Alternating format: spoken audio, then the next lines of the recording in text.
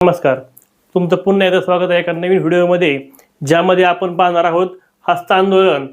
सूत्र आहे की हस्तांदोलन बरोबर n कंसात n वजा 1 भागिले 2, म्हणजे दिलेली संख्या आणि त्याच्या अगोदरची संख्या घ्यायची आणि भागिले 2 करायचे आहेत. प्रश्न आहे आपल्याकडे, एका पार्टीत 15 लोक एकत्र आले, प्रत्येकाने प्रत्येकाची एकदाच हस्तांदोलन केले तर एकूण किती हस्तांदोलने होतील. सूत्रानुसार आपल्याला काय करावं लागेल बघा, n कंसात n वजा 1 भागिले 2, म्हणजे तुम्हाला दिलेली संख्या किती आहे या ठिकाणी बघा 15 लोक आहेत. मग 15 घ्यायचे गुणिले n वजा 1 म्हणजेच 15 वजा 1 होईल भागिले 2 होईल. आता या ठिकाणी 15 गुणिले 15 वजा 1 बरोबर किती आले 14 भागिले 2, बे 1 बे, बे 7 14 आणि 15 साते किती आले 105. म्हणजेच आपल्या या ठिकाणी किती हस्तांदोलने होतील 105. समजलंय. पुढचं एक्झाम्पल आहे की क्रिकेट स्पर्धेत 8 देशांच्या 8 संघांनी भाग घेतला, प्रत्येक संघाने प्रत्येकाची एकदा सामना खेळला तर एकूण किती सामने होतील. बघा 8 देश आहेत या ठिकाणी आणि किती संघ आहेत 8 संघ आहेत. म्हणजे या ठिकाणी 8 गुणिले 7 भागिले 2, कारण आपण 1 कमी घेतो. या ठिकाणी किती होईल बे 1 बे, बे चोक 8 आणि 7 चोक 28 सामने त्या ठिकाणी होतील. समजले का. दुसरं एक्झाम्पल आहे, एका व्यासपीठावर उपस्थित असलेल्या सर्व व्यक्तींनी प्रत्येकाशी एकदा हस्तांदोलने केली असता 153 हस्तांदोलने झाली तर त्या ठिकाणी किती व्यक्ती उपस्थित असतील. अशा उदाहरणामध्ये आपल्याला हस्तांदोलने दिलेली आहेत आणि तुम्हाला काय विचारलेलं आहे की त्या ठिकाणी किती व्यक्ती आहेत. तर अशा उदाहरणामध्ये काय करायचं की दिलेली जी हस्तांदोलने आहेत त्याला 2 ने पहिले गुणायचं. 153 गुणिले 2 किती होतात 306. आता याच्यामध्ये आपल्याला 306 नंतरची वर्ग संख्या या ठिकाणी पाहिजे असते. मग 306 नंतरची जी वर्ग संख्या आहे ती किती आहे तर ती आहे 324 आणि त्या संख्येचं फक्त काय घ्यायचं या ठिकाणी वर्गमूळ घ्यायचं. आणि 324 हा कोणाचा वर्ग आहे 18 या संख्येचा आहे. म्हणजे त्या ठिकाणी किती व्यक्ती असतील तर या ठिकाणी 18 व्यक्ती उपस्थित असतील. हे आपलं उत्तर आले. समजले का. खूप सोपं आहे हा. त्यानंतर एका टेनिस स्पर्धेत प्रत्येक खेळाडूने प्रत्येकाशी एकदा सामना खेळल्यास 45 सामने झाले तर स्पर्धेमध्ये किती खेळाडूंनी भाग घेतला होता. हिचं आपण जे सोडवलंय त्याच पद्धतीने ठिकाणी सोडवायचं आहे. बघा 45 गुणिले 2 बरोबर किती येईल 90 आणि 90च्या नंतरची जी वर्गसंख्या आहे ती कोणती आहे बघा, तर 90च्या नंतर येणारी वर्गसंख्या आहे 100 आणि त्या संख्येचं जे वर्गमूळ आहे ते किती आहे 10.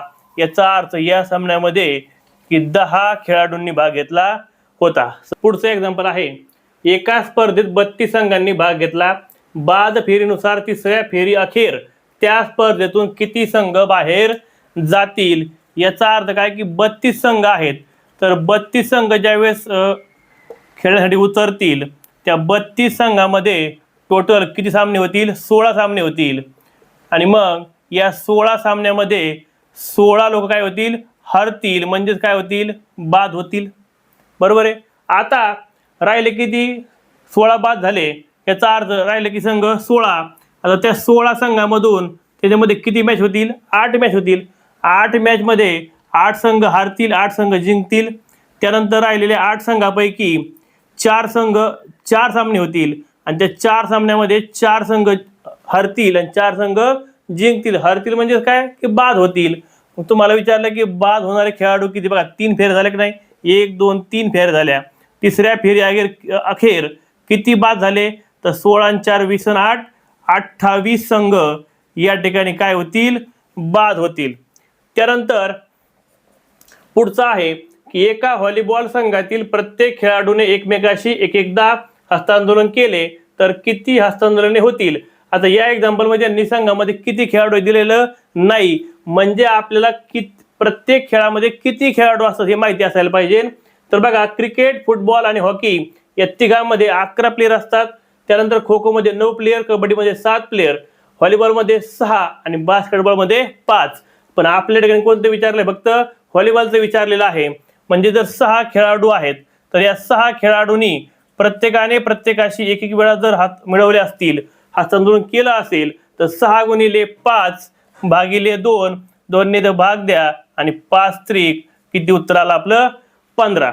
समजले का? पुढचं एक्झाम्पल आहे की एका मैदानावर 11 खेळाडू आहेत, प्रत्येकाला एक एकदा भेटवस्तू दिली तर एकूण किती भेटवस्तू दिल्या जातील. आता या उदाहरणामध्ये जरा वेगळं विचारलंय आपल्याला. प्रत्येकाला भेटवस्तू दिली पण तुम्हाला एकूण विचारलं फक्त.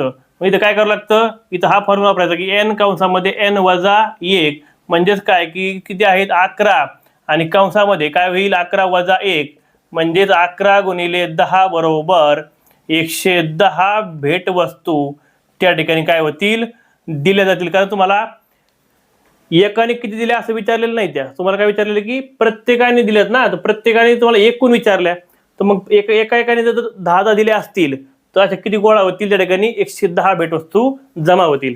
पुढचं विचारलेलं आहे की 12 लोकांच्या गटामध्ये 2 लोक हस्तांदोलन करत नाहीत तर एकूण हस्तांदोलन किती. असं काय लोक ज्यांना आवडत नाही कोणाबरोबर सेकंड करायला हस्तांदोलन करायला, तर मग बघा काय होईल या ठिकाणी की टोटल 12 लोक होती, त्याच्यामध्ये 2 लोकांनी हस्तांदोलन केलं नाही, मग किती लोक राहिली 10 लोकच राहिली. या 10 लोकांनी प्रत्येकाशी हस्तांदोलन केलेलं आहे म्हणजे 10 गुणिले 9 भागिले 2, 2 ने जर भाग दिला तर 9 पाहिजे किती उत्तर येईल 45. समजले का? एक्झाम्पल आहे एका सभेतील एकूण 7 व्यक्ती एकमेकांसोबत 5 वेळा हस्तांदोलन करतात तर किती वेळा हस्तांदोलने होतील. बघा एका सभेतील 7 व्यक्तींनी जर हस्तांदोलन केलं सुरुवातीला तर 7 गुणिले 6 भागिले 2, कारण आपण काय करतो की दिलेली संख्या त्याच्या अगोदरची घेतो त्याला भागिले 2 करतो. बेक बे बेत्रिक 6 आणि 7 त्रिक किती होतील 21. म्हणजे एकदा हस्तांदोलन केलं तर किती वेळा होईल 21 वेळा होईल, पण त्यांनी सांगितले 5 वेळा करा. मग या 21 गुणिले 5 आपण जर केले तर 21 गुणिले 5 बरोबर किती उत्तर येईल 105. पुढचं एक्झाम्पल आहे की क्रिकेटच्या स्पर्धेत 2 संघातील प्रत्येकाने आपल्या संघातील खेळाडूंशी एकदाच हस्तांदोलन केल्यास किती हस्तांदोलने होतील. आता या ठिकाणी लगेच 11 22 गुणिले 21 भागिले 2 आणि याचं उत्तर काय येईल ते काढायचं नाही, हे चुकीचं आहे. मग काय करायचं असतं, तुम्हाला सुरुवातीला काय पाहावं लागेल की या प्रत्येक क्रिकेटच्या टीम मध्ये किती खेळाडू आहेत 11. आता यांनी काय सांगितलं की प्रत्येकाने आपल्या संघातील खेळाडूशी काय केलेलं आहे हस्तांदोलन केलेलं आहे. मग या 11 खेळाडूपैकी जर प्रत्येकाशी हस्तांदोलन केलं असेल तर 11 गुणिले 10 भागिले 2 होईल. बेक बे बे पंचे 10 आणि 11 पाचे 55. म्हणजे एका टीमने एकमेकाशी सेकंड केला तर काय होणार आहे 55 हस्तांदोलन होणार आहेत.